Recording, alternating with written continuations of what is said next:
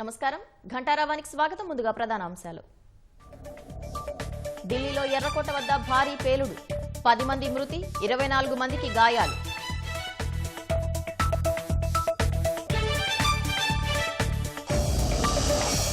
పేలుడు ధాటికి ఛిద్రమైన మృతదేహాలు, తునాతునకలైన కార్లు, ఆటోలు, బైక్లు.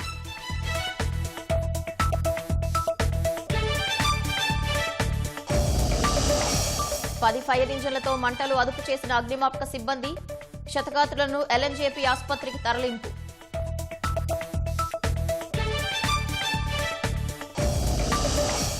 ఘటనా స్థలికి ఎన్ఐఏ, క్లూస్ టీం, దర్యాప్తు బృందాలు, ప్రధాన నగరాలను అప్రమత్తం చేసిన కేంద్ర హోంశాఖ.